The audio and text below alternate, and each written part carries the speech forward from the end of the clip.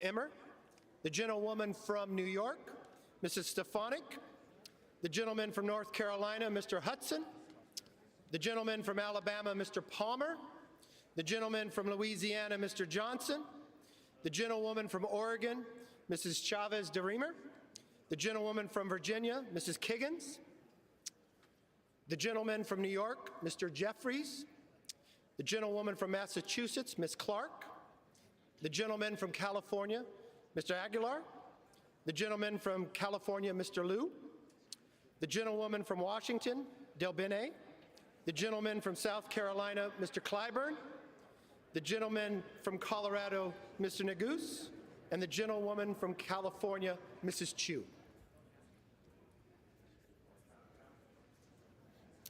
The President of the Senate, at the direction of that body, appoints the following senators as members of the Committee on the part of the Senate to escort the President of the United States into the House chamber. The Senator from New York, Mr. Schumer. The Senator from Illinois, Mr. Durbin. The Senator from Washington, Ms. Murray. The Senator from Michigan, Ms. Stapadow. The Senator from Minnesota, Ms. Klobuchar. The Senator from Wisconsin, Ms. Baldwin. There she is. The Senator from Kentucky, Mr. McConnell. The Senator from South Dakota, Mr. Thune. The Senator from Wyoming, Mr. Barrasso. The Senator from West Virginia, Ms. Capito. The Senator from Iowa, Ms. Ernst. The Senator from Montana, Mr. Daines.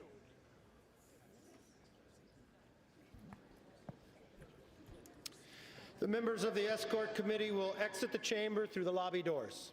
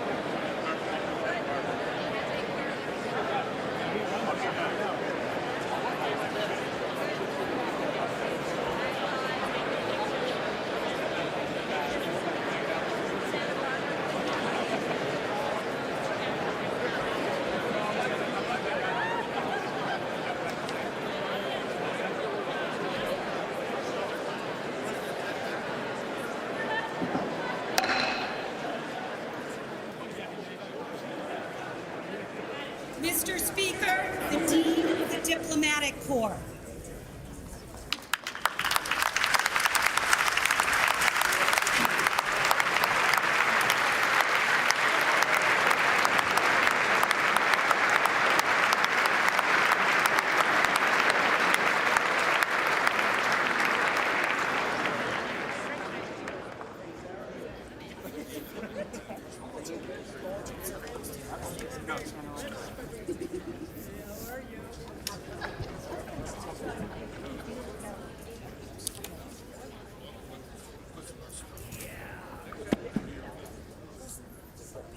Right there.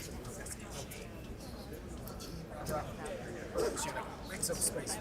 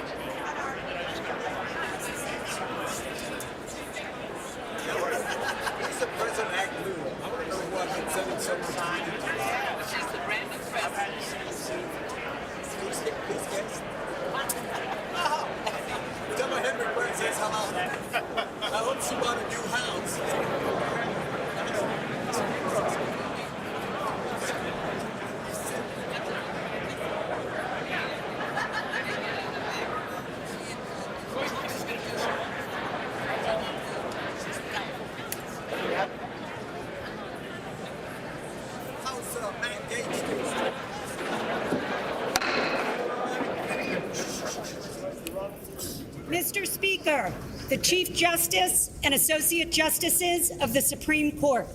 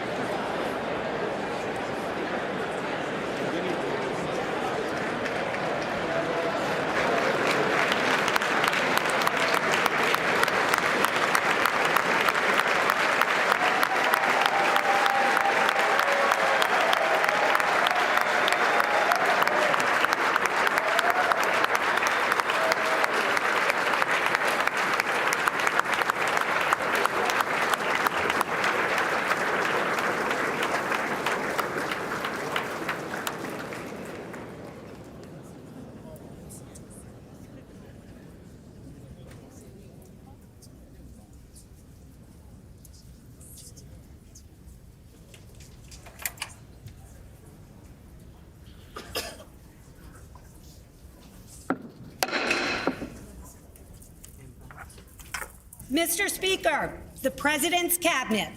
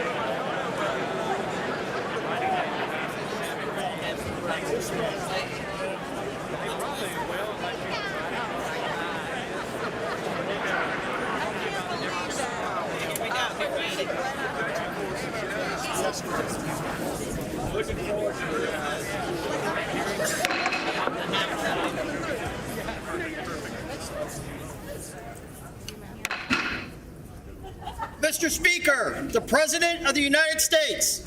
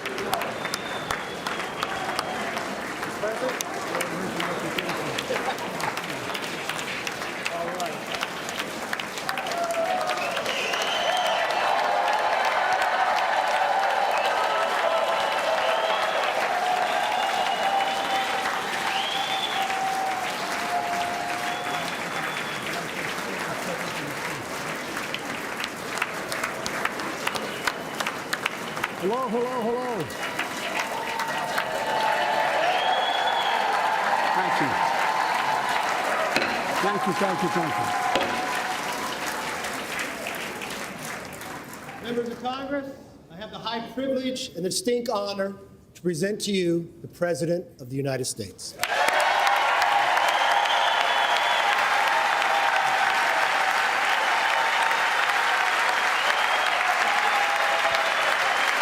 Mr. Speaker. Thank you. You can smile. It's okay. Thank you, thank you, thank you. Thank you. Please.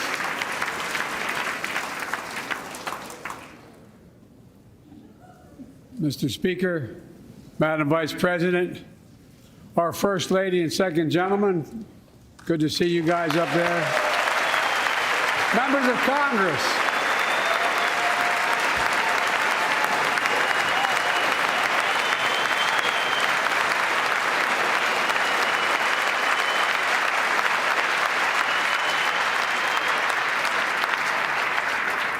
by the way, Chief Justice, I may need a court order. She gets to go to the game tomorrow, next week. I have to stay home. Got to work something out here. Members of the Cabinet, leaders of our military, Chief Justice, Associate Justice, and retired Justice of the Supreme Court, and to you, my fellow Americans. You know, I start tonight by congratulating the 118th Congress and the new Speaker of the House, Kevin McCarthy.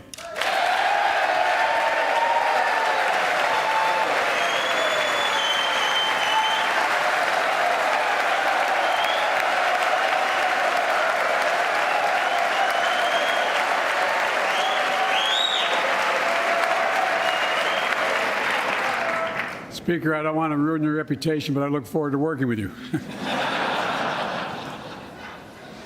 And I want to congratulate the new leader of the House Democrats, the first African-American minority leader in history, Hakeem Jeffries.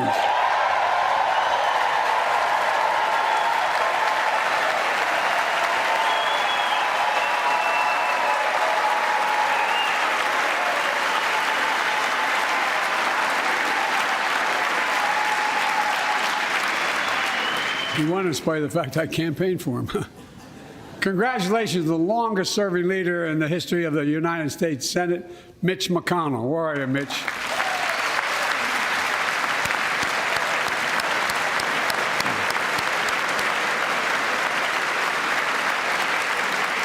And congratulations to Chuck Schumer, another term as Senate Minority Leader. I think you. Only this time you have a slightly bigger majority, Mr. Leader, and you're the majority leader. About that much bigger? Yeah. Well, I tell you what, I want to give special recognition to someone who I think is going to be considered the greatest speaker in the history of the House of Representatives, Nancy Pelosi.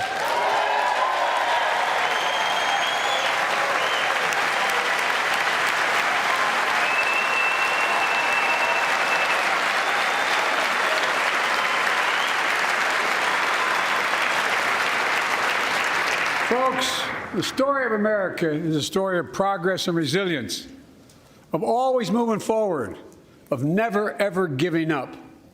It's a story unique among all nations.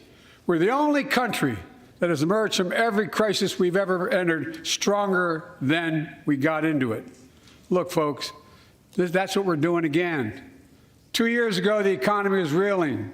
I stand here tonight after we've created, with the help of many people in this room, 12 million new jobs, more jobs created in 2 years than any president's created in 4 years, because of you all, because of the American people.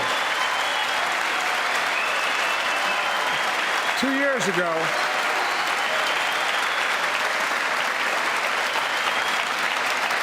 and 2 years ago, COVID had shut down, our businesses were closed, our schools were robbed of so much, and today, COVID no longer controls our lives.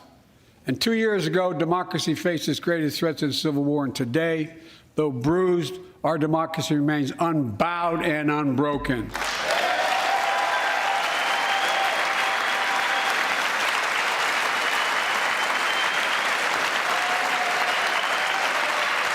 As we gather here tonight, We're writing the next chapter in the great American story, a story of progress and resilience.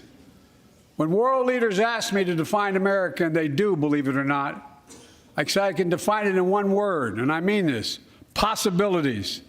We don't think anything is beyond our capacity. Everything is a possibility. You know, we're often told that Democrats and Republicans can't work together. But over the past 2 years, we've proved the cynics and naysayers wrong. Yes, we disagreed plenty. And yes, there were times when Democrats went alone. But time and again, Democrats and Republicans came together to defend a stronger and safer Europe. You came together to pass once in a generation infrastructure law, building bridges connecting our nation and our people. We came together to pass the most significant law ever, helping victims exposed to toxic burn pits. And in fact,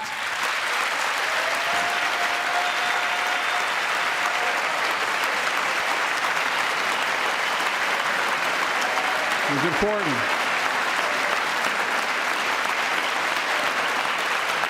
And in fact, I signed over 300 bipartisan pieces of legislation since becoming president, from reauthorizing the Violence Against Women Act, to the Electoral Count Reform Act, the Respect for Marriage Act that protects the right to marry the person you love. And to my Republican friends, if we could work together the last Congress, there's no reason we can't work together and find consensus on important things in this Congress as well.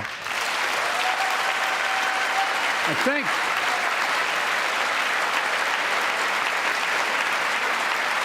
folks, you all are as formed as I am, but I think the people sent us a clear message. Fighting for the sake of fighting, power for the sake of power, conflict for the sake of conflict gets us nowhere. That's always been my vision of our country, and I know it's many of yours. To restore the soul of this nation, to rebuild the backbone of America, America's middle class, and to unite the country. We've been sent here to finish the job, in my view. For decades, the middle class has been hollowed out in more than, and not one administration, but for a long time. Too many good-paying manufacturing jobs move overseas. Factories closed down. Once thriving cities and towns that many of you represent became shadows of what they used to be. And along the way, something else we lost: pride, our sense of self-worth. I ran for president to fundamentally change things, to make sure our economy works for everyone, so we can all feel that pride in what we do. To build an economy from the bottom up and the middle out, not from the top down. Because when the middle class does well, the poor have a ladder up, and the wealthy still do very well. We all do well.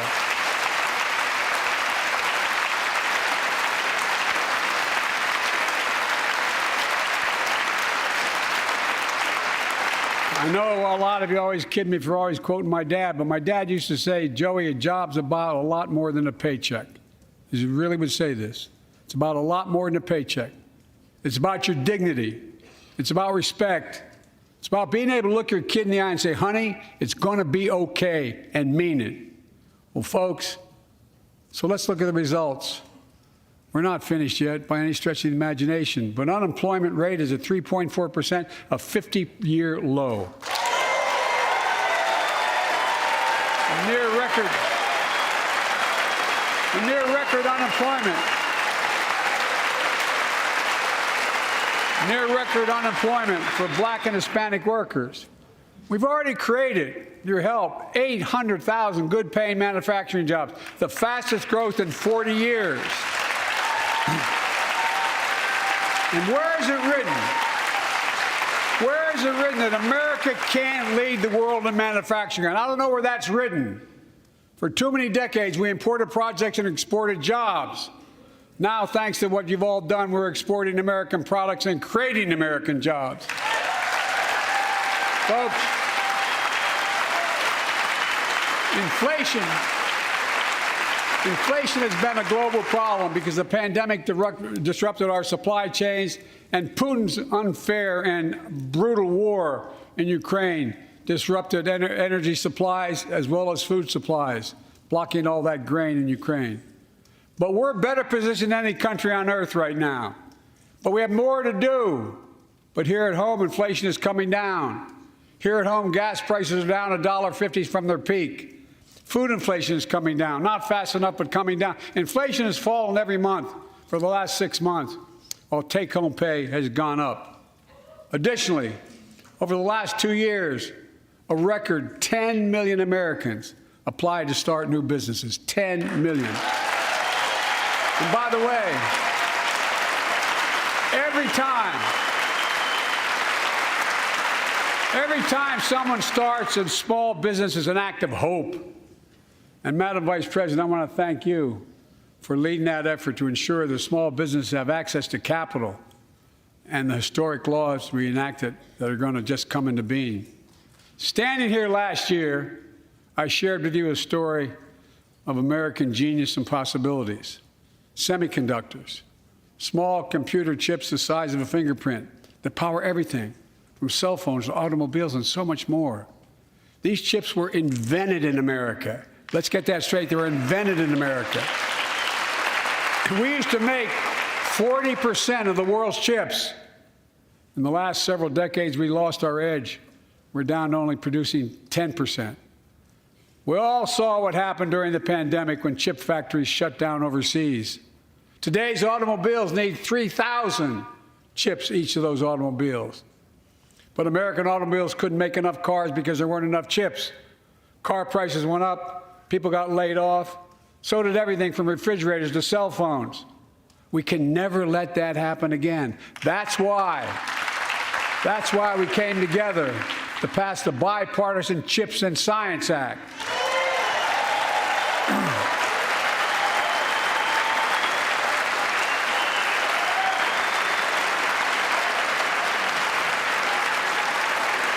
Folks, I know I've been criticized for saying this, but I'm not changing my view. We're going to make sure the supply chain for America begins in America. The supply chain begins in America. We've already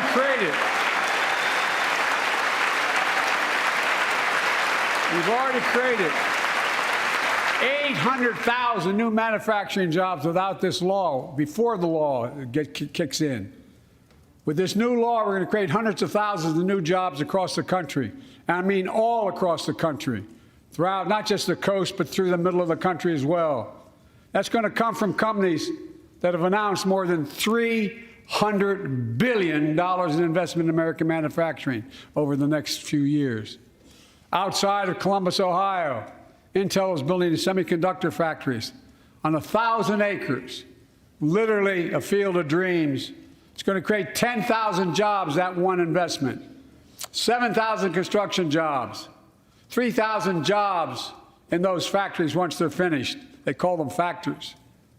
Jobs paying an average of $130,000 a year, and many do not require a college degree.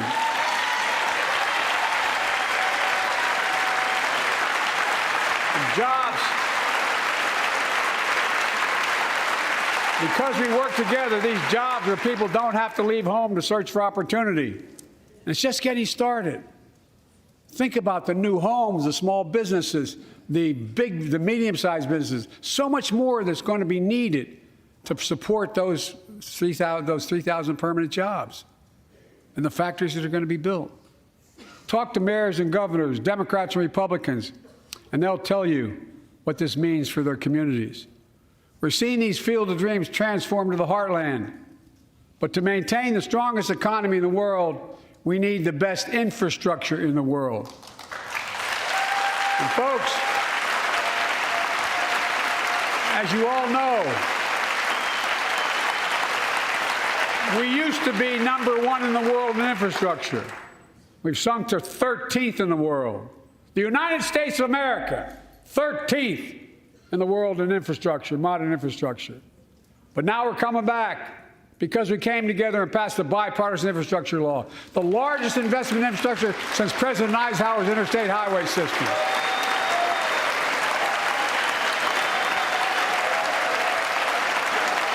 And folks,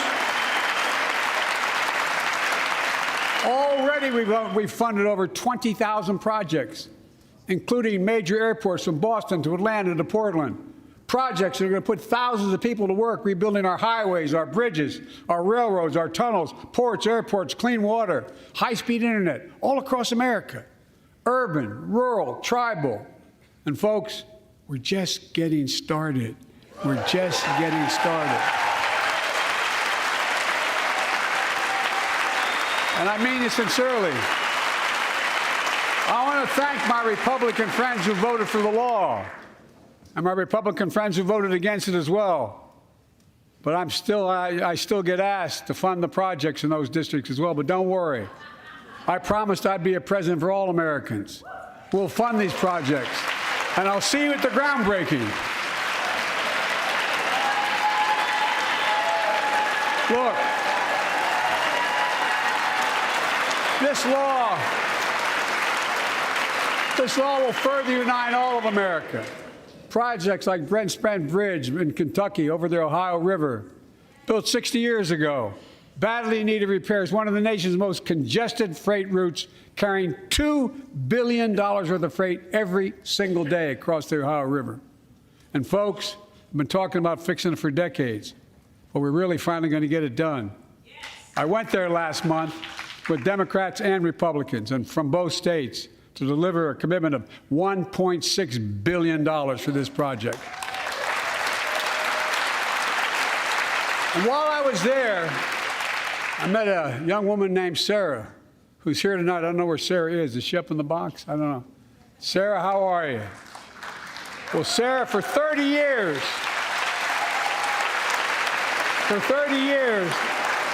I learned, she told me she'd been a proud member of the Iron Workers Local 44, known as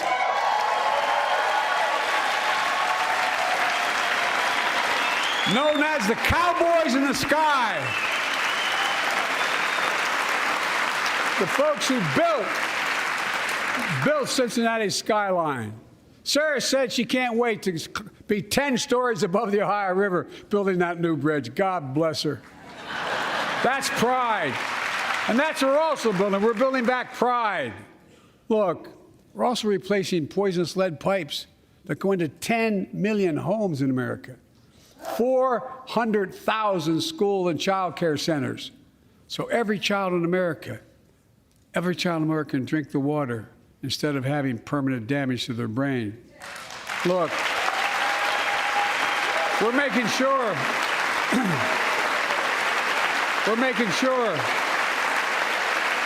that every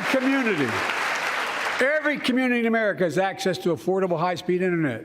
No parent should have to drive by McDonald's parking lot to help them do their homework online with their kids, which many thousands were doing across the country. And when we do these projects, and again, I get criticized for this, but I make no excuses for it, we're going to buy American. We're going to buy America. Folks,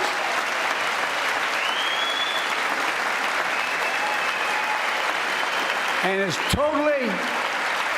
totally consistent with international trade rules. Buy America has been the law since 1933, but for too long, past administrations, Democrat and Republican, have fought to get around it. Not anymore. Tonight, I'm announcing new standards that require all construction materials used in federal infrastructure projects to be made in America. Made in America. I mean it.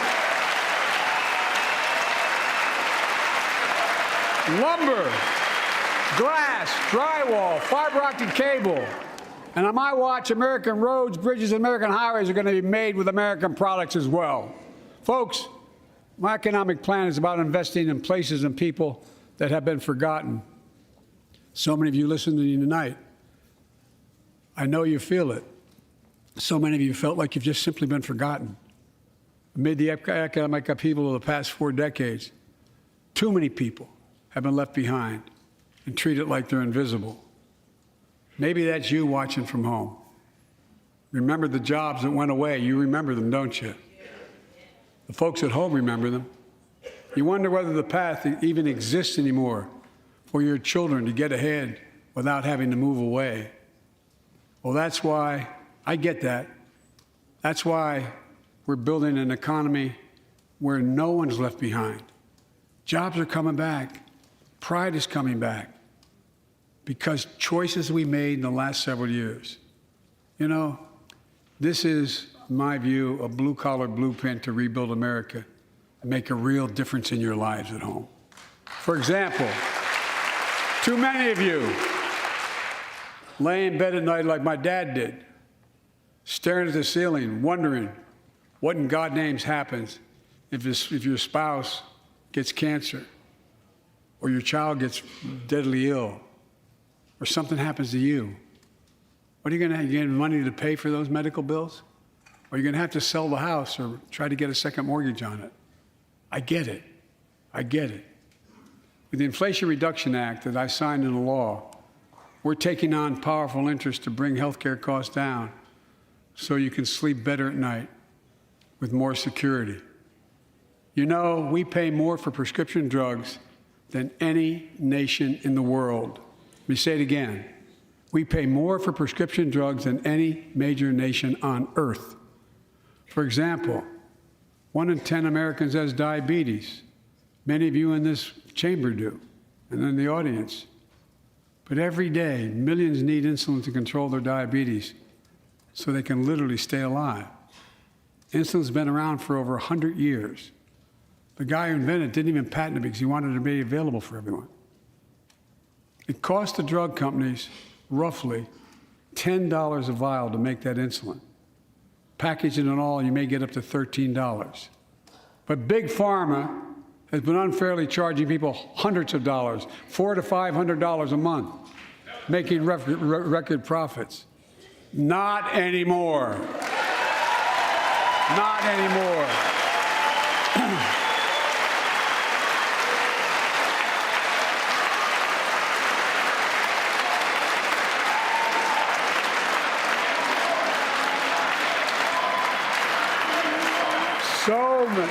So many things that we did are only now coming to fruition. We said we were doing this, and we said we passed the law to do it, but people didn't know because the law didn't take effect until January 1 of this year. We capped the cost of insulin at $35 a month for seniors on Medicare. People are just finding out. I'm sure you're getting the same calls I'm getting. Look, there are millions of other Americans who do not or are not on Medicare, including 200,000 young people with type 1 diabetes who need this insulin to stay alive. Let's finish the job this time. Let's cap the cost of insulin for everybody at $35.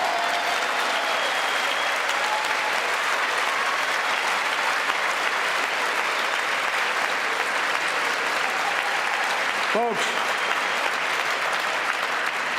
and Big Pharma is still going to do very well, I promise you all. I promise you they're going to do very well. This law also caps and won't even go into effect until 2025. Costs, out-of-pocket drug costs for seniors on Medicare at a maximum of $2,000 a year. You don't have to pay more than $2,000 a year, no matter how much your drug costs are. Because you know why? You all know it. Many of you, like many in my family, have cancer. You know the drugs can range from $10,000, $11,000, $14,000, $15,000 for the cancer drugs. If drug prices rise faster than inflation, drug companies are going to have to pay Medicare back the difference. We're finally giving Medicare the power to negotiate drug prices. Bringing down prescription drug costs doesn't just save seniors money, it cuts the federal deficit by billions of dollars, by hundreds of billions of dollars. Because these prescription drugs are drugs purchased by Medicare to keep their commitment to the seniors. Well, guess what? Instead of paying $400 or $500 a month, you're paying $15. That's a lot of savings for the federal government. And by the way, why wouldn't we want that? Now, some members here are threatening, and I know it's not an official party position, so I'm going to exaggerate, but threatening to repeal the Inflation Reduction Act. As my coach That's okay. That's fair. As my football coach used to say, lots of luck in your senior year. Make no mistake, if you try anything to raise the cost of producing jobs, I will veto it. Look, I'm pleased to say that more Americans have health insurance now than ever in history. A record 16 million people are enrolled in the Affordable Care Act. And thanks to the law I signed last year, saving millions are saving $800 a year on their premiums. And by the way, that law was written and the benefit expires in 2025. So my plea to some of you, at least in this audience, let's finish the job and make these savings permanent. Expand coverage of Medicaid.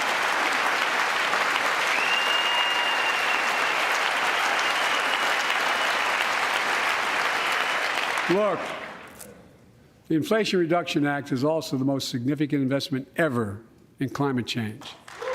Ever. Lowering utility bills, creating American jobs, leading the world to a clean energy future. I visited the devastating aftermath of record floods, droughts, storms, and wildfires from Arizona to Mexico to all the way up to the Canadian border. More timber has been burned, as I've observed from helicopters, than the entire state of Missouri. And we don't have global warming? Not a problem. In addition to emergency recovery, from Puerto Rico to Florida to Idaho, we're rebuilding for the long term. New electric grids that are able to weather major storms and not prevent those forest fires. Roads and water systems withstand the next big flood. Clean energy to cut pollution and create jobs in communities often left behind. We're going to build 500,000 electric vehicle charging stations installed across the country by tens of thousands of IBEW workers. And we're helping families save more than $1,000 a year with tax credits to purchase electric vehicles and efficient appliances, energy-efficient appliances. Historic conservation efforts to be responsible stewards of our land. Let's face reality. The climate crisis doesn't care if you're in a red or blue state. It's an existential threat. We have an obligation, not to ourselves, but to our children and grandchildren, to confront it. I'm proud of how America, at last, is stepping up to the challenge. We're still going to need oil and gas for a while. But guess what? No, we do. But there's so much more to do. We got to finish the job. And we pay for these investments in our future by finally making the wealthiest and biggest corporations begin to pay their fair share. Just begin.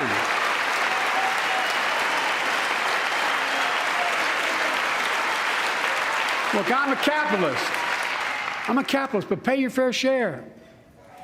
I think a lot of you at home agree with me and many people that you know.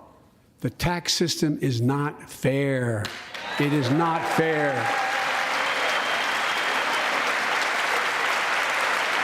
Look, the idea that in 2020, 55 of the largest corporations in America, the Fortune 500, made $40 billion in profits and paid zero in federal taxes? Zero? Folks, it's simply not fair. But now, because of the law I signed, billion-dollar companies have to pay a minimum of 15%. God love them. 15%. That's less than a nurse pays. And let me be crystal clear. I said at the very beginning, under my plans, as long as I'm president, nobody earning less than $400,000 will pay an additional penny in taxes. Nobody, not one penny. But let's finish the job. There's more to do. We have to reward work, not just wealth. Pass my proposal for the billionaire minimum tax. You know, there's 1,000 billionaires in America. It's up from about 600 in the beginning of the term. But no billionaire should be paying a lower tax rate than a school teacher or firefighter. I mean it. Think about it.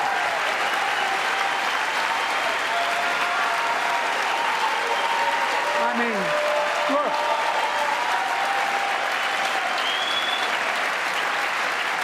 I know you aren't enthusiastic about that, but think about it. Think about it. Have you noticed Big Oil just reported its profits, record profits? Last year they made $200 billion in the midst of a global energy crisis. I think it's outrageous. Why? They invested too little of that profit to increase domestic production.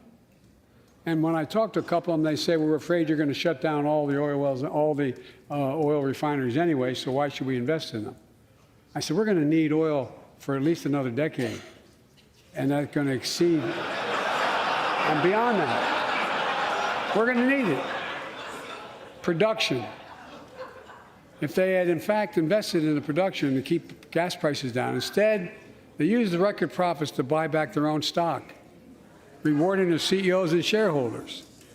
Corporations ought to do the right thing.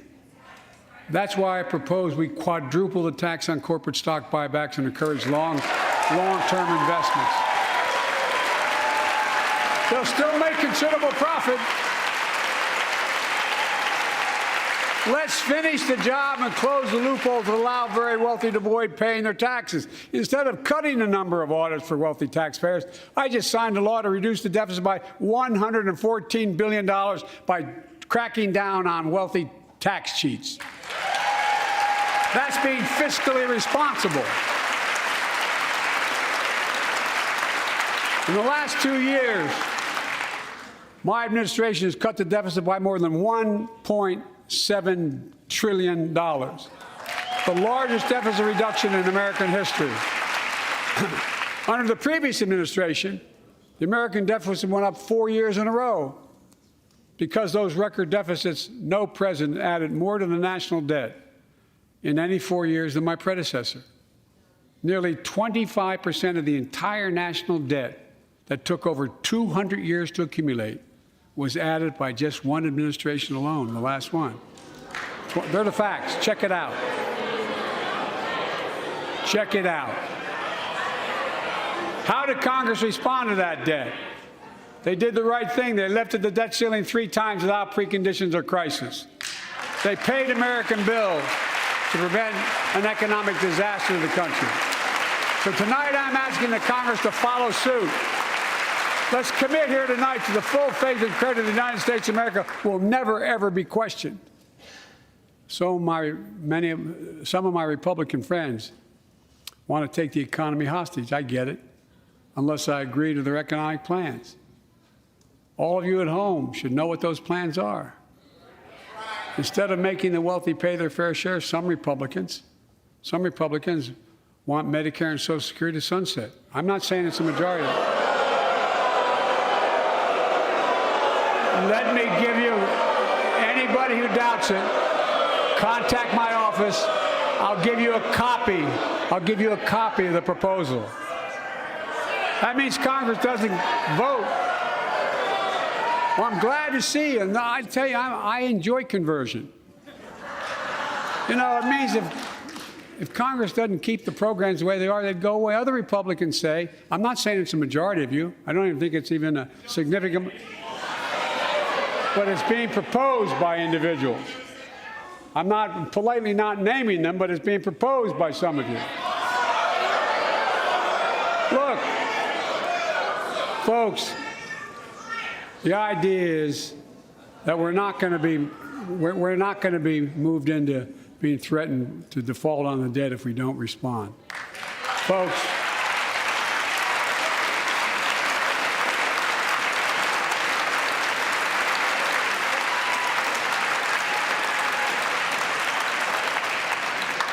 Folks, as we all apparently agree, Social Security and Medicare is off the books now, right? They're not to be stopped. All right. I'm ready. We got unanimity.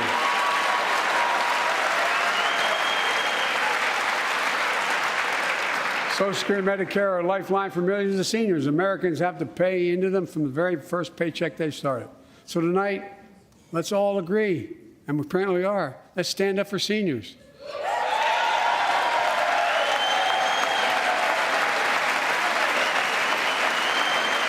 Stand up and show them.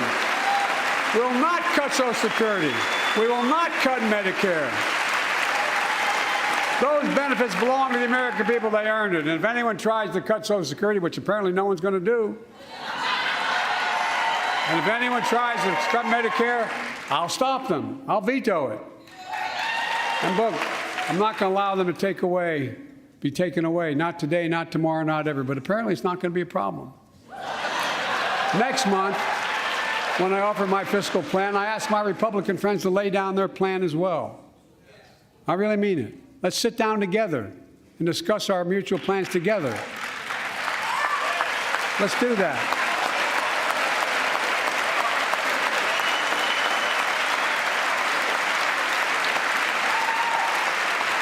I can tell you, the plan I'm going to show you is going to cut the deficit by another $2 trillion. And it won't cut a single bit of Medicare or Social Security. In fact, we're going to extend the Medicare Trust Fund at least 2 decades, because that's going to be the next argument. How do we keep it solvent, right? Well, we'll not raise tax on anyone making under 400 grand, but we'll pay for it the way we talked about tonight, by making sure that the wealthy and big corporations pay their fair share. Look. Here's the deal. They aren't just taking advantage of the tax code. They're taking advantage of you, the American consumer. Here's my message to all of you out there. I have your back. We're already preventing Americans from receiving surprise medical bills, stopping $1 billion surprise bills per month so far. We're protecting seniors' life savings by cracking down on nursing homes that commit fraud, endanger patient safety, prescribe drugs that are not needed. Millions of Americans can now save thousands of dollars because they can finally get a hearing aid over the counter without a prescription. Look, capitalism without competition is not capitalism. It's extortion. It's exploitation. Last year, I cracked down with the help of many of you on foreign shipping companies that were making you pay higher prices for every good coming into the country. I signed a bipartisan bill that cut shipping costs by 90%, helping American farmers, businessmen, and consumers. Let's finish the job. Pass the bipartisan legislation to strengthen antitrust enforcement and prevent big online platforms from giving their own products an unfair advantage.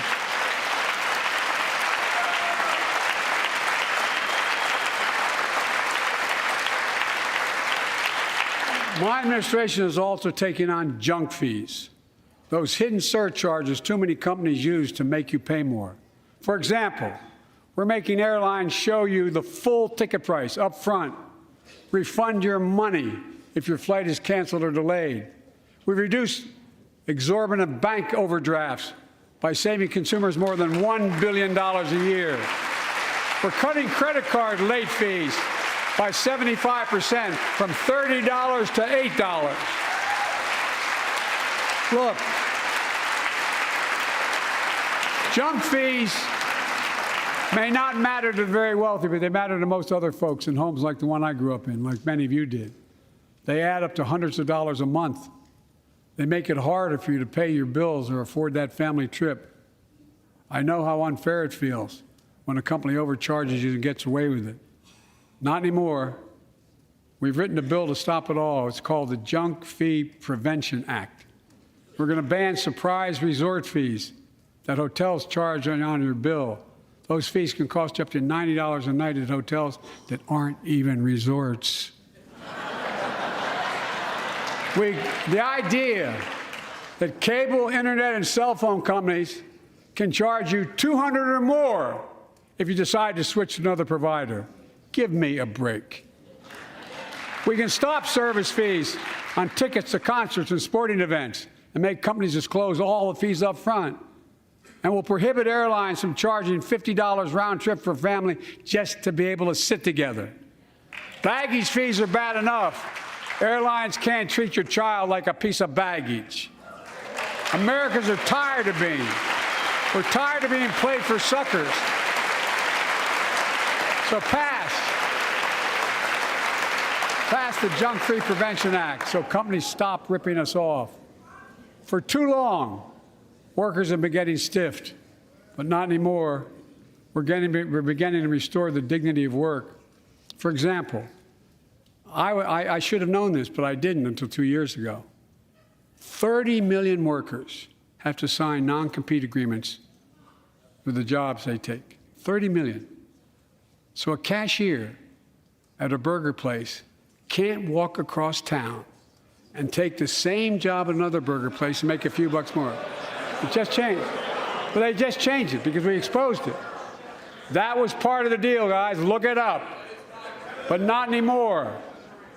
We're banning those agreements so companies have to compete for workers and pay them what they're worth.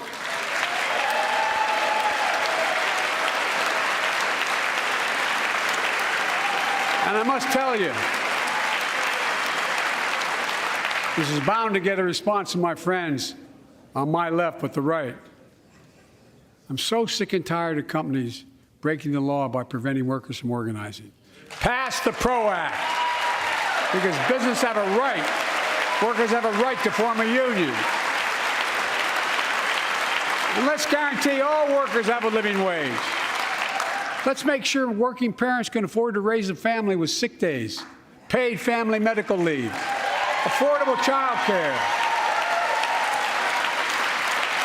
That's going to enable millions of more people to go and stay at work. And let's restore the full child tax credit, which gave tens of millions of parents some breathing room and cut child poverty in half to the lowest level in history. And by the way, when we do all these things, we increase productivity. We increase economic growth. So let's finish the job and get more families access to affordable, quality housing. Let's get seniors who want to stay in their homes the care they need to do so. Let's give more breathing room to millions of family caregivers looking after their loved ones. Pass my plan so we get seniors and people with disabilities the home care and services they need. And support the workers who are doing God's work. These plans are fully paid for, and we can afford to do them. Restoring the dignity of work means making education an affordable ticket to the middle class. You know, when we made public education, 12 years of it, universal in the last century, we made the best educated, best paid, we became the best educated, best paid nation in the world. But the rest of the world's caught up. It's caught up. Jill, my wife, who teaches full time, has an expression. I hope I get it right, kid. Any nation that out-educates us is going to out-compete us. Any nation that out-educates is going to out-compete us. Folks, we all know 12 years of education is not enough to win the economic competition of the 21st century. We want to have the best educated workforce. Let's finish the job by providing access to preschool for 3 and 4 years old. Studies show that children who go to preschool are nearly 50% more likely to finish high school and go on to earn a 2- or 4-year degree, no matter their background they came from. Let's give public school teachers a raise.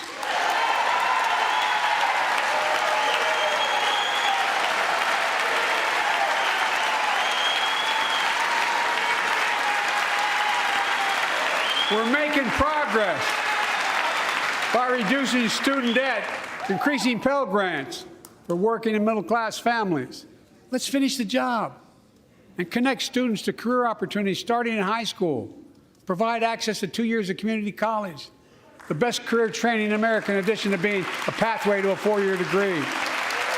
Let's offer every American a path to a good career, whether they go to college or not. And folks, in the midst of the COVID crisis, when schools were closed and we were shutting down everything, let's recognize how far we came in the fight against the pandemic itself. While the virus is not gone, thanks to the resilience of the American people and the ingenuity of medicine, we've broken the COVID grip on us. COVID deaths are down by 90%. We've saved millions of lives and opened up our country, we opened our country back up, and soon we'll end the public health emergency. But that's called a public health emergency. But we'll remember the toll and pain that's never going to go away. More than 1 million Americans lost their lives to COVID. 1 million. Families grieving, children orphaned, empty chairs at the dining room table constantly reminding you that she used to sit there. Remembering them, we remain vigilant. We still need to monitor dozens of variants and support new vaccines and treatments. So Congress needs to fund these efforts and keep America safe. And as we emerge from this crisis stronger, we're also got to double down on prosecuting criminals who stole relief money meant to keep workers and small businesses afloat.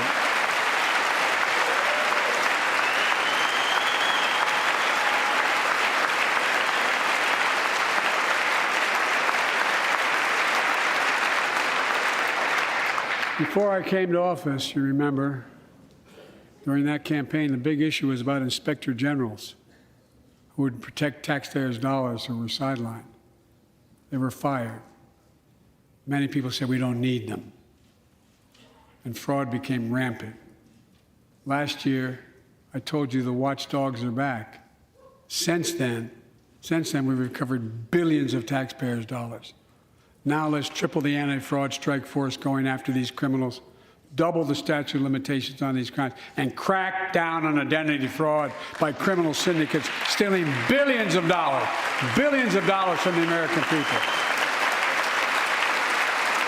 And the data shows that for every dollar we put into fighting fraud, the taxpayers get back at least 10 times as much. It matters. It matters. Look, COVID left its scars, like the spike in violent crime in 2020, the first year of the pandemic. We have an obligation to make sure all people are safe. Public safety depends on public trust, as all of us know. But too often that trust is violated. Joining us tonight are the parents of Tyree Nichols. Welcome.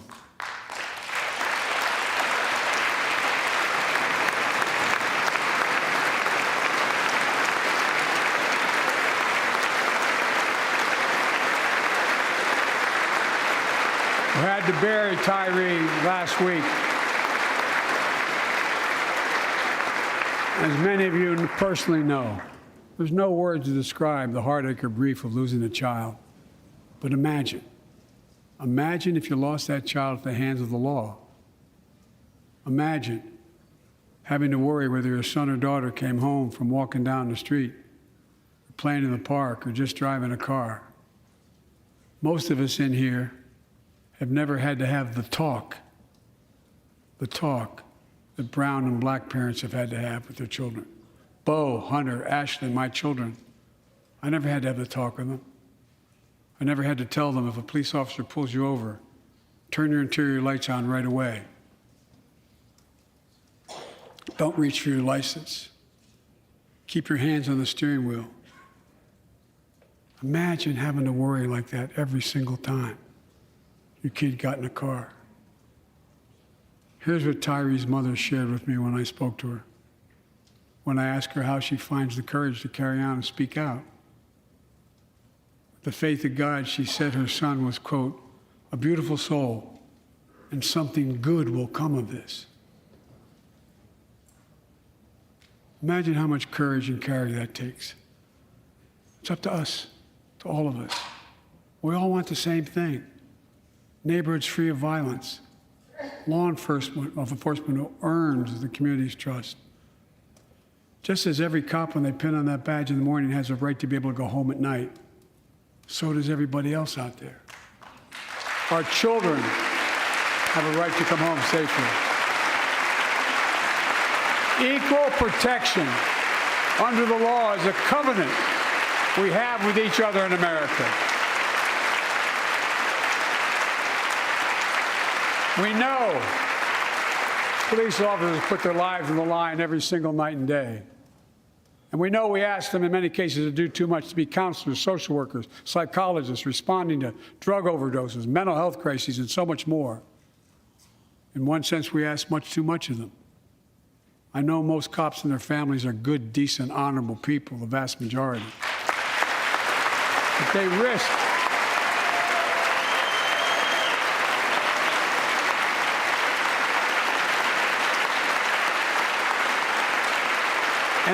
their lives every time they put that shield on. But what happened to Tyree in Memphis happens too often. We have to do better. Give law enforcement the real training they need. Hold them to higher standards. Help them succeed in keeping us safe. We also need more first responders and professionals to address the growing mental health, substance abuse challenges. More resources to reduce violent crime and gun crime. More community intervention programs. More investment in housing, education, and job training. All this can help prevent violence in the first place. And when police officers or police departments violate the public trust, they must be held accountable. With the support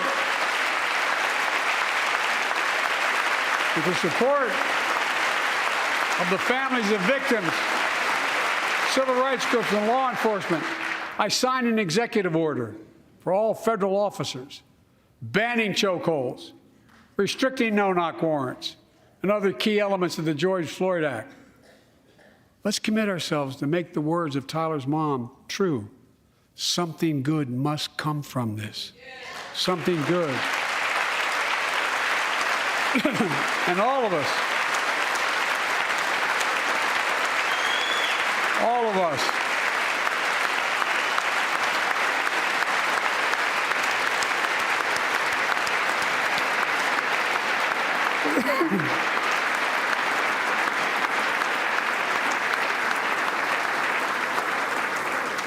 folks, it's difficult, but it's simple. All of us in this chamber, we need to rise to this moment. We can't turn away. Let's do what we know in our hearts that we need to do. Let's come together to finish the job on police reform. Do something. Do something. That was the plea of parents who lost their children in Uvalde. I met with every one of them. Do something about gun violence. Thank God. Thank God we did. Passing the most sweeping gun safety law in 3 decades. That includes things like that the majority of responsible gun owners already support. Enhanced background checks for 18 to 21 years old. Red flag laws, keeping guns out of the hands of people who are a danger to themselves and others. But we know our work is not done. Joining us tonight is Brandon Say, a 26-year-old hero. Brandon put his college dreams on hold to be at his mom's side. His mom's side when she was dying from cancer. And Brandon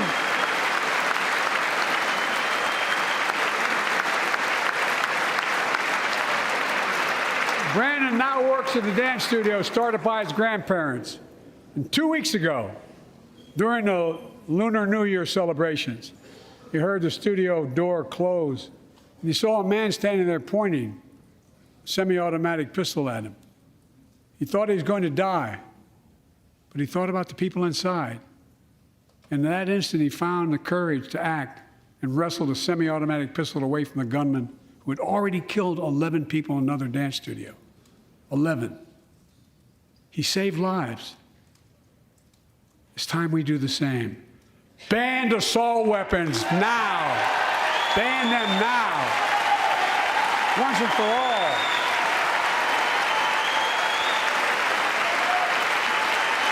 I led the fight to do that in 1994. And in 10 years, that ban was law and mass shootings went down. After we let it expire in the Republican administration, mass shootings tripled. Let's finish the job and ban these assault weapons. And let's also come together on immigration. Make it a bipartisan issue once again.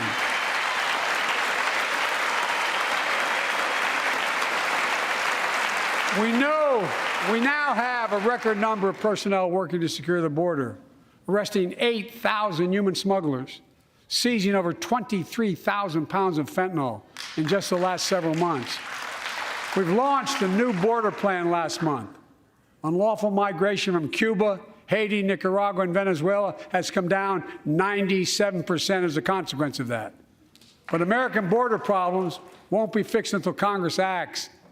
If we don't pass my comprehensive immigration reform, at least pass my plan to provide the equipment and officers to secure the border.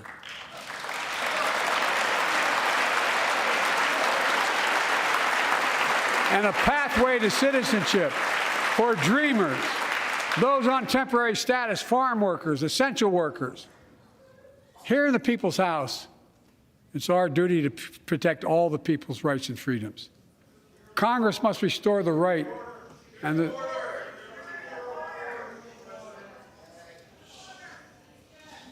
Congress must restore the right that was taken away in Roe v. Wade and protect Roe v. Wade.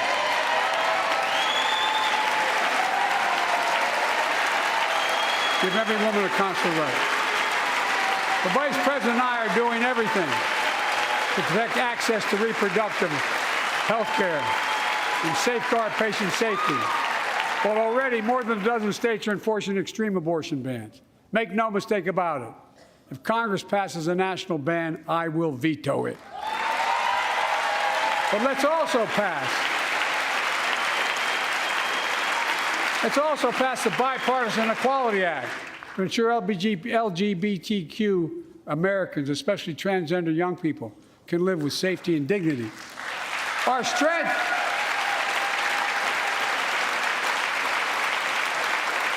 is not just the example of our power, but the power of our example.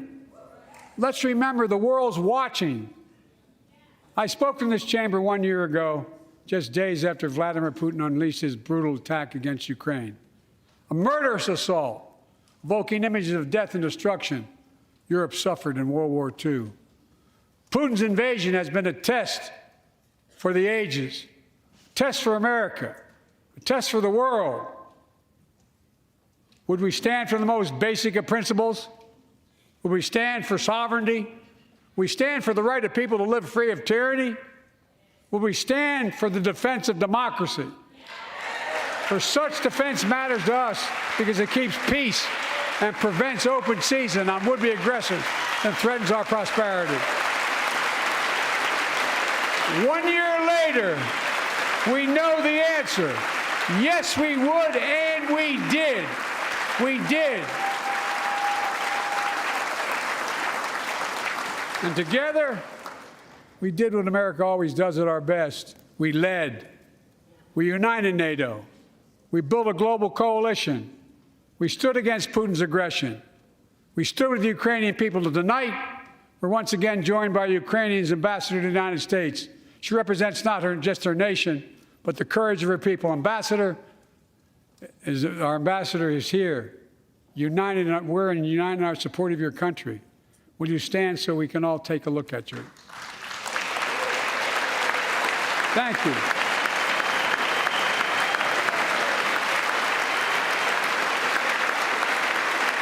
Because we're going to stand with you as long as it takes.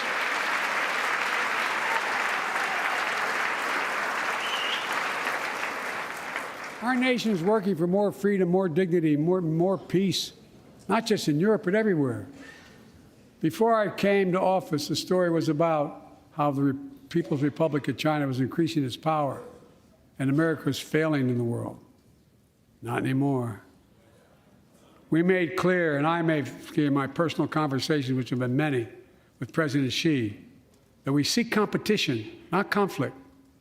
But I will make no apologies that we're investing to make America stronger, investing in American innovation and industries that will define the future that China intends to be dominating, investing in our alliances and working with our allies to protect advanced technologies so they will not be used against us, modernizing our military to safeguard stability and deter aggression. Today, we're in the strongest position in decades to compete with China or anyone else in the world. Anyone else in the world. And I'm committed.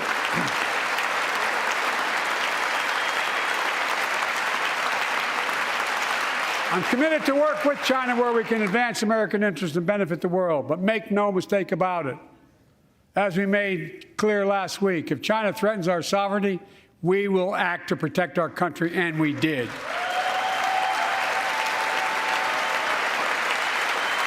Look, let's be clear. Winning the competition should unite all of us. We face serious challenges across the world. But in the past 2 years, democracies have become stronger, not weaker. Autocracies have grown weaker, not stronger. Name me a world leader who changed places with Xi Jinping. Name me one. Name me one. America's rallying the world to meet those challenges, from climate to global health, to food insecurity, to terrorism, to territorial aggression. Allies are stepping up, spending more, and doing more. Look, the bridges we're forming between partners in the Pacific and those in the Atlantic, and those who bet against America are learning how wrong they are. It's never, ever been a good bet to bet against America. Never.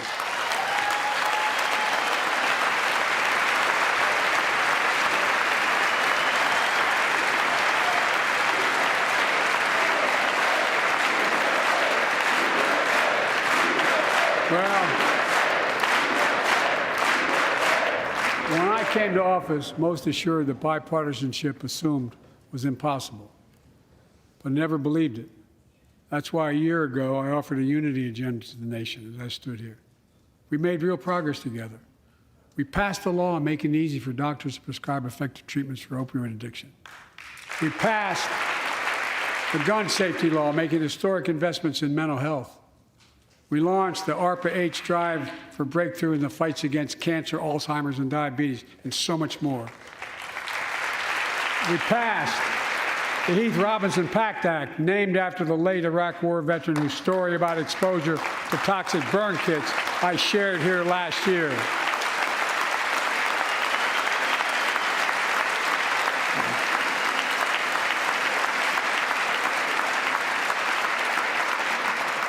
I understand something about those burn pits, but there's so much more to do. We can do it together. Joining us tonight is a father named Doug from Newton, New Hampshire. He wrote Jill, my wife, a letter, and me as well, about his courageous daughter, Courtney. A contagious laugh, his sister's best friend, her sister's best friend. He shared a story all too familiar to millions of Americans and many of you in the audience. Courtney discovered pills in high school. It spiraled into addiction and eventually death from a fentanyl overdose. She was just 20 years old. Describing the last 8 years without her, Doug said, "There's no worse pain." Yet their family has turned pain to purpose, working to end the stigma and change laws. He told us he wants to start a journey toward American recovery. Doug, we're with you. Fentanyl is killing more than 70,000 Americans a year.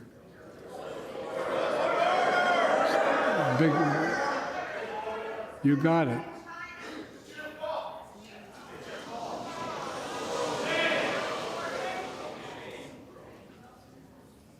So let's launch a major surge to stop fentanyl production and the sale and trafficking, with more drug detection machines, inspection cargo, stop pills and powder at the border. Working with couriers like FedEx to inspect more packages for drugs. Strong penalties to crack down on fentanyl trafficking. Second, let's do more on mental health, especially for our children. When millions of young people are struggling with bullying, violence, trauma, we owe them greater access to mental health care at their schools. We must finally hold social media companies accountable for experimenting they're doing running children for profit. It's time to pass bipartisan legislation to stop big tech from collecting personal data on our kids and teenagers online, ban targeted advertising to children, and impose stricter limits on the personal data that companies collect on all of us. Third, let's do more to keep this nation's one truly sacred obligation, to equip those we send into harm's way and care for them and their families when they come home. Job training, job placement for veterans and their spouses as they come to return to civilian life. Helping veterans afford the rent, because no one should be homeless in America, especially someone who served the country.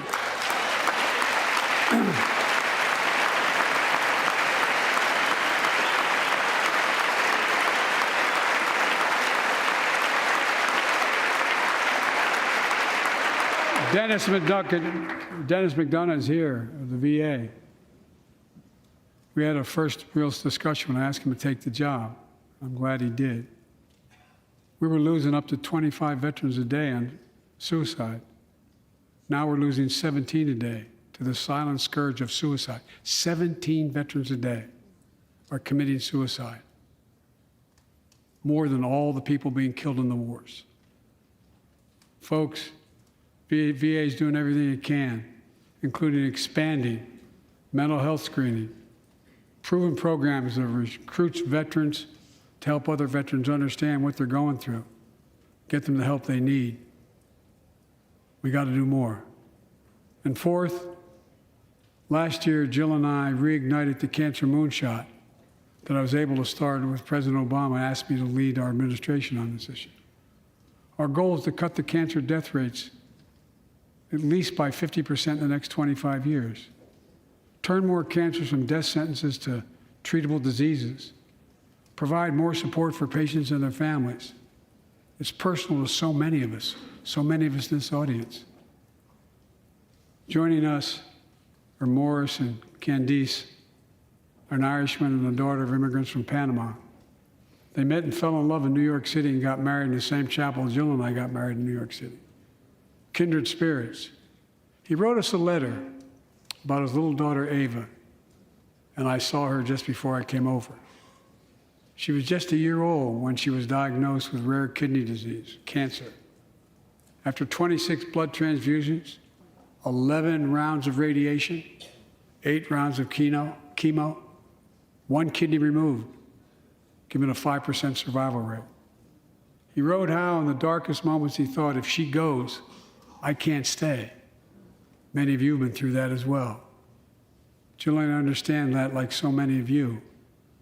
And he read Jill's book describing our family's cancer journey and how we tried to steal moments of joy where we could with Bo. For them, that glimmer of joy was the half smile of their baby girl. It meant everything to them. They never gave up hope. Little Ava never gave up hope. She turns 4 next month. They just found out Ava's beating the odds, is on her way to being cured of cancer.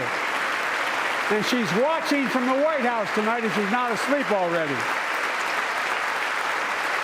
For the lives we can save,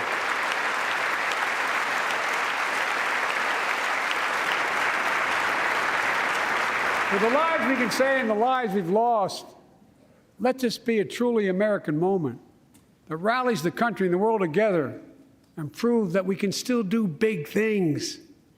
20 years ago, under the leadership of President Bush and countless advocates and champions, he undertook a bipartisan effort through PEPFAR to transform the global fight against HIV/AIDS. It's been a huge success. He thought big. He thought large. He moved. I believe we can do the same thing with cancer.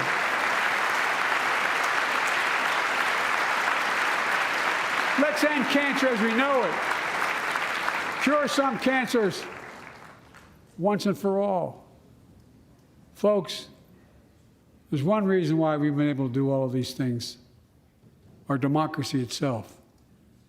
It's the most fundamental thing of all. With democracy, everything's possible. Without it, nothing is. The last few years, our democracy has been threatened and attacked, put at risk, put to the test in this very room on January the 6th. And then just a few months ago, an unhinged big lie, assailed and unleashed a political violence, the home of the then Speaker of the House of Representatives, using the very same language the insurrectionists used as they stalked these halls and chanted on January 6th. Here tonight in this chamber is a man who bears the scars of that brutal attack, but is as tough and as strong and as resilient as they get. My friend Paul Pelosi. Paul, stand up.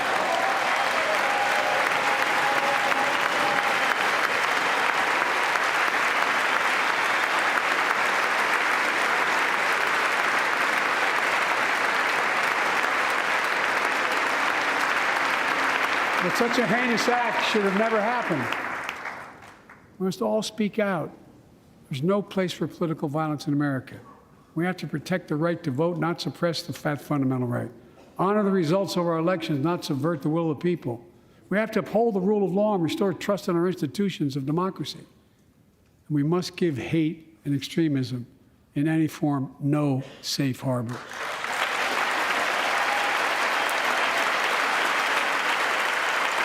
Democracy must not be a partisan issue. It's an American issue. Every generation of Americans has faced a moment where they have been called to protect our democracy, defend it, stand up for it. And this is our moment. My fellow Americans, we meet tonight at an inflection point, one of those moments that only a few generations ever face, where the direction we now take is going to decide the course of this nation for decades to come. We're not bystanders of history. We're not powerless before the forces that confront us. It's within our power of we, the people. We're facing the test of our time. We have to be the nation we've always been at our best, optimistic, hopeful, forward-looking. A nation that embraces light over dark, hope over fear, unity over division, stability over chaos. We have to see each other not as enemies, but as fellow Americans. We're good people. The only nation in the world built on an idea, the only one.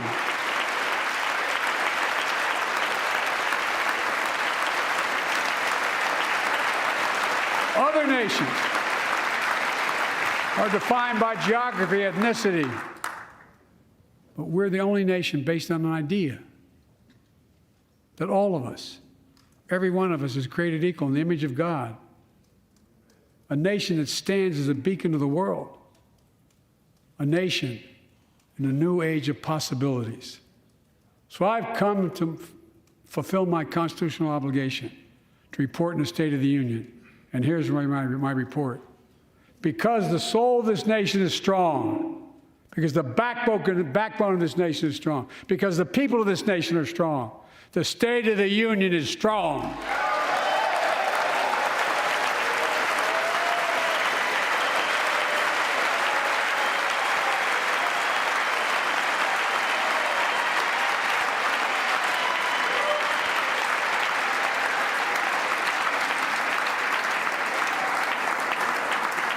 I'm not new to this place. I stand here tonight having served as long as about any one of you have ever served here. But I've never been more optimistic about our future, about the future of America. We just have to remember who we are. We're the United States of America, and there's nothing beyond our capacity if we do it together. God bless you all, and may God protect our troops. Thank you.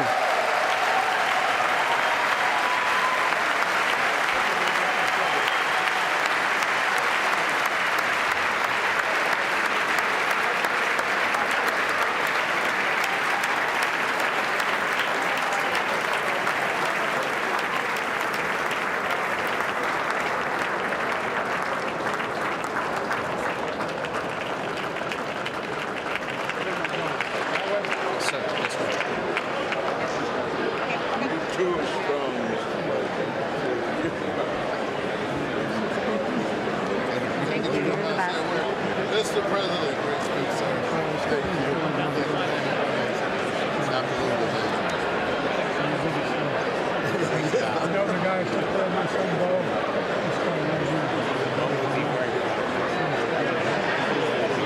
Yes, sir.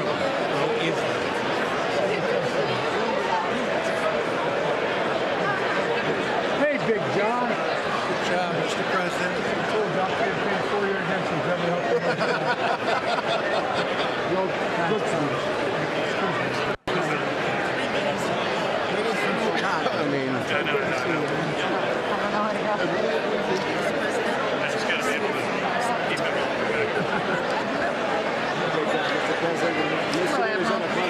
are you?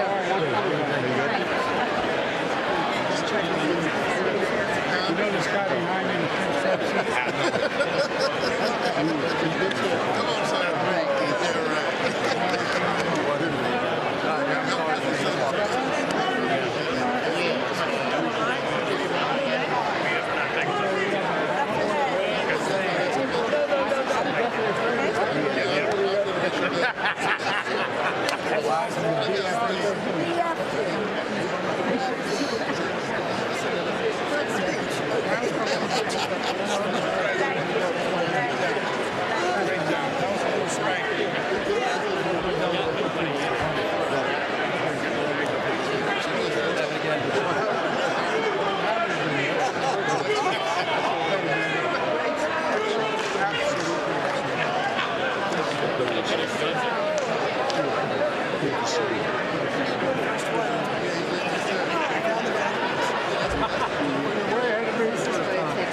Way ahead of me.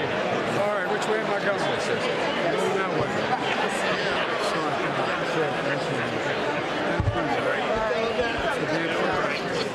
I still find it hard to believe this.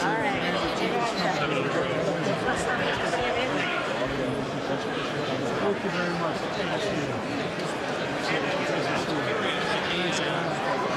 Aren't those stars heavy?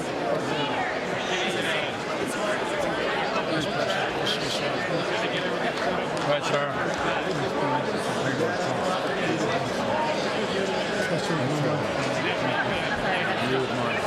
How are you? Good job tonight. Bob, I got to talk to you about Cuba. Okay. I'm serious.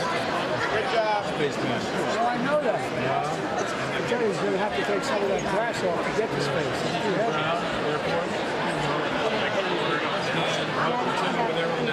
Well, by the way, my household, National Guard first.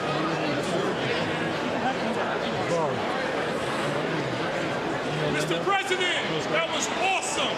Thank you. Awesome!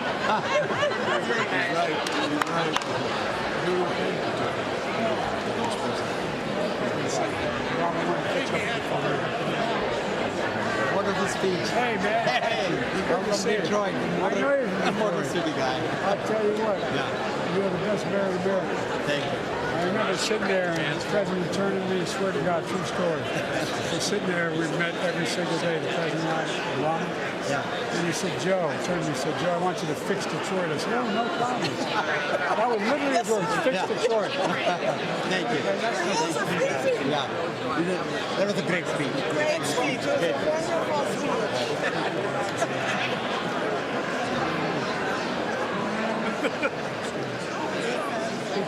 God bless you, Mr. President. Looks like he can still play, doesn't he? Okay. Looks like he can still play. Let me know. He's got guns as big as my thigh.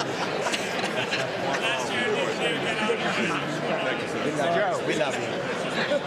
Memphis needs everything it can get. I know. We got problems. I know you do. I've been talking to you.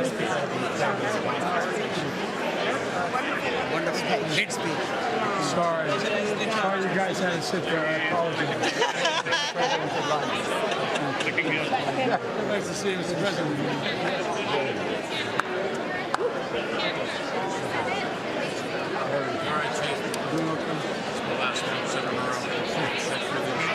Do you remember, I told a story. corner. I told a story. President Reagan didn't see how he wasn't. He said, who do you want? Supreme Court. I said, well, mine's not to choose, it's to dispose. You propose, we dispose. He said, read off the list of names. He read the foremost conservative justices in there. And then he said, who can approve it? It's a true story. And I said,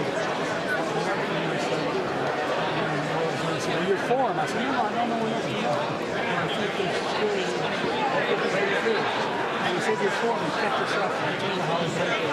It's now a tell him.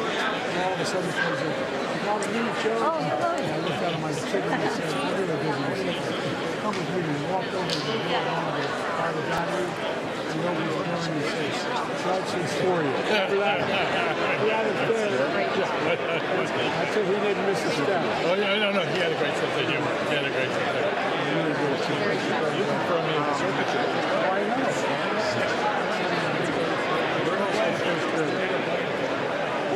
Serious, Mr. President, thank you for your comments on the bill. Yeah, that's right. We have to. I've got 7 minutes to speak. By the way, you need 54 of those vehicles, executive vehicles. You got 15, they don't fund it. Thank you, Carl. Sorry. Mr. President. Very powerful. Very powerful. I don't know how we're going to do it. We'll try.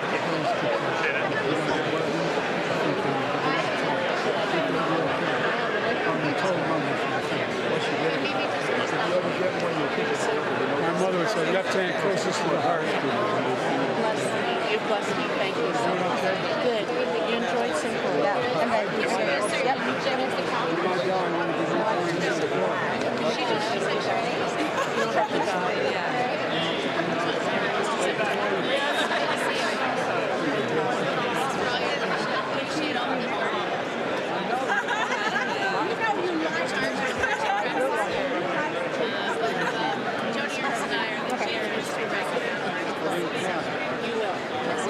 How are you? Good. How are you doing? Good to see you.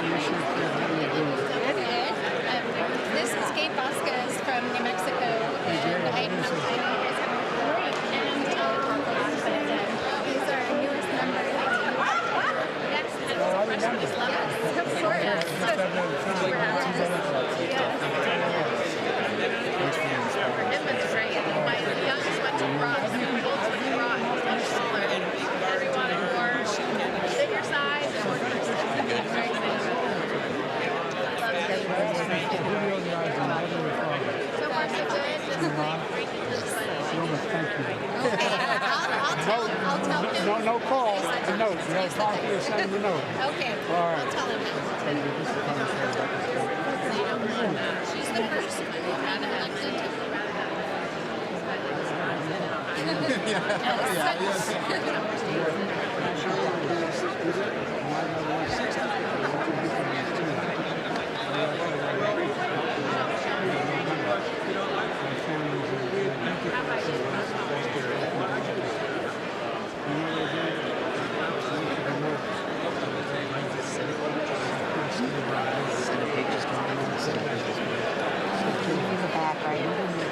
Looking for the.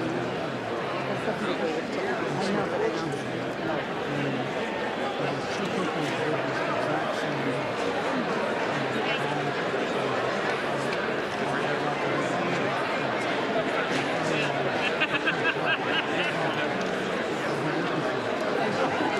Might be back there.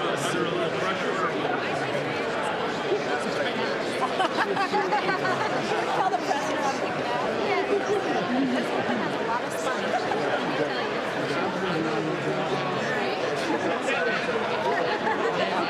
Anyway, I know I'm holding everybody up. Thank you, Mr. President. Good to see you.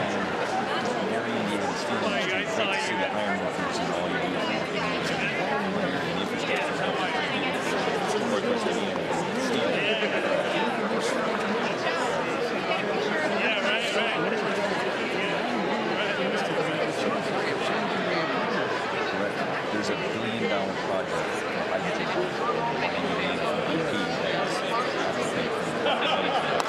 it's transformation. And by the way, just don't tell the guy from West Virginia that. I've got one too. I understand. There's 10. There's 10. It's a pleasure always. You too, sir. Thank you. Wonderful. Good to see you. Ready to go. By the way, every time I see this guy, I wonder who his haberdasher is. I want to know where he gets his suits.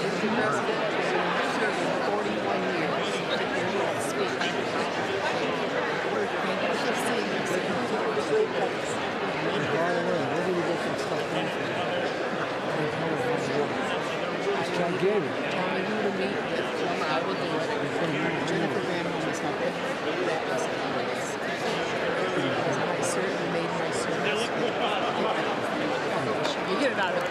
How are you? You made us. Well, thank you. We're getting our picture taken. Oh, here we go. You got a first-rate photographer. This is my housemate, Brittany Pedersen. Oh, is that right? Freshman, yes, we live together. All right. Yeah. Thank you for what you talked about around the opioid epidemic, and you made us all so proud. You did a fantastic job. Well, you're trying to say that. I was worried it was just too long, but thank you. Thank you for talking about cancer. Working with your new children. Cancer survivors. We really can do so much of a focus. You were terrific. Forceful and just substantive. Thank you, just because no precise than that. You know, we go from 130,000 prescribers of buprenorphine to 1.8 behavior. That's hope for the addicted. It really is. It was masterful. It's a legacy beyond belief. That's because of you. Mr. President, I just have to tell you, you got a bunch of crowds of Republicans want to shake your hand. I want to make sure Long Island, sir. Good to see you. Where in Long Island? East End, Suffolk County, sir. Long Island. You ever been to Long Island? It's magnificent. Of course. I used to live in Garden City. Just a little bit west of me, sir, but you're welcome back anytime. All right, man. You got your money behind you? Nope, all good. Okay, I just want to make this point. This was a bring-it-on speech. I'm going to run across America with this speech and this thing about American progress. And I think if we lean in, we'll get Republican journalism and police reform and get this done in the first 3 months. I think so, too. I'm praying for that because it's an opportunity. We're going to get it done. Thank you. Thank you so much for your words. They speak exactly to my constituents in my district, and I know that they're really going to appreciate it. What's your district include? 8th District of Colorado, the northeast suburbs of Denver, and goes into Greeley, which is a rural community. I'm just getting Big and ag. I'm getting this selfie, please. Did I get it? There you go. Oh, I'm did the You're embarrassing me. I'm embarrassed. He's trying to make me feel good. She erased it. Great speech. I really appreciate you taking so much time. That meeting was tremendous. Great for you. Thank you so much. Thank you.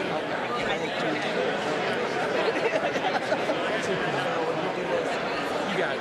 Thank you for raising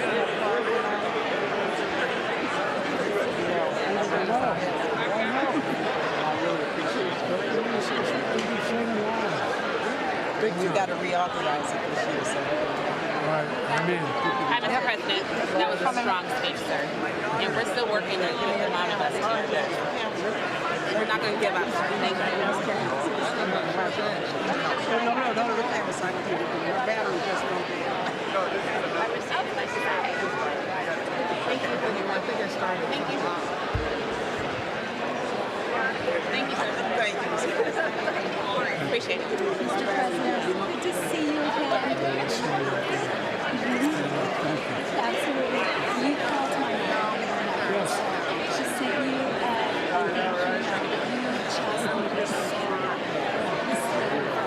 so thank you.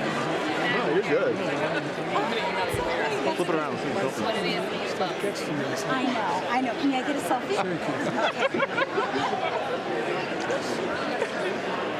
And I want you to meet Mark Mono. You didn't do that with me at the National Prayer Breakfast. Way to go. You gotta car dealer. You gotta get me. You know. No, but seriously, I got a bunch of good ones with me when we came to visit you guys the other day. I'm mental health, raised by a mother diagnosed with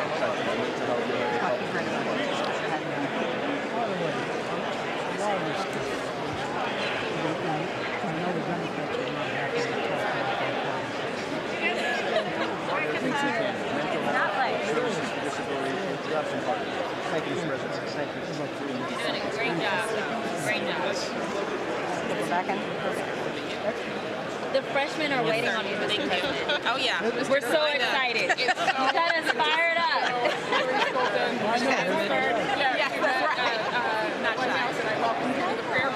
That's right. That was serendipitous occasion. It was fantastic. I'm doing great. We'd love for you to Hillary.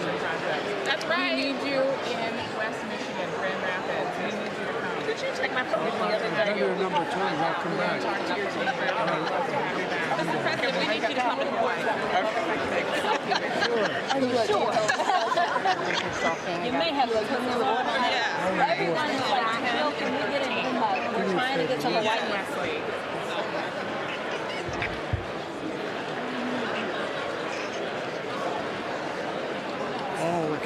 We're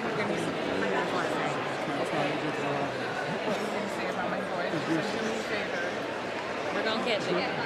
And then as soon as I get this one, then I'm gonna flip to you to say This is my 5-month-old son, Hodge. God, I love you. He's I brought him to the man. speaker's vote. Yeah, he's a cute little. He sure in hell is. You're a lucky man. I know. Hold on, let's. So that's the you one. got the photo. Good. Yeah. Thank you. Oh, there we go. All right. Thank you for Columbus, Ohio. That meant the world. Mr. Nugget.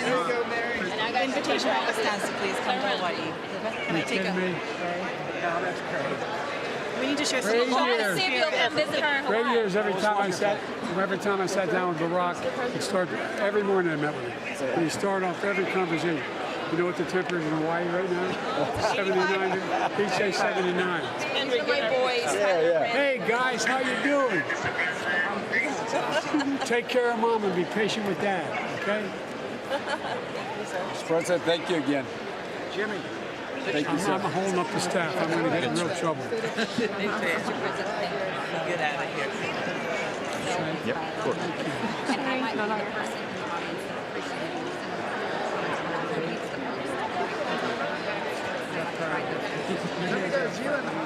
appreciates People are getting angry. They feel like they're being used. So true. So anything I can do to help support that effort, I will. Yes, sir. Anything I can do. Get a number. Good. Thank you, Mr. President. Oh, come on, man. It's my son. I know we've talked about it. He died because of it. Thank you. Good to see you, man. Jimmy Panetta, good to see you. Jimmy. And tell Dad to take it easy on you, will you? Well, he got your message, by the way. Oh, did he? Good. No, and I'll let him know to take it easy on you. Mr. President, we're ready to help you finish the job. We're ready to try to finish it. Good to see you, pal. Mr. President, thank you so much. You're great. Thank you. Nice to see you. I stayed out of respect. You know, it's the anniversary stuff. It's Bo's birthday 2 days ago. I know, that's how we always, they're up there watching. Yep. I believe it. Hey, man. Hey, Mr. President, Morgan McGarty, a Democrat from Kentucky. Kentucky, how's that, boy? Good to see you. It's Good to see you. He's a good one.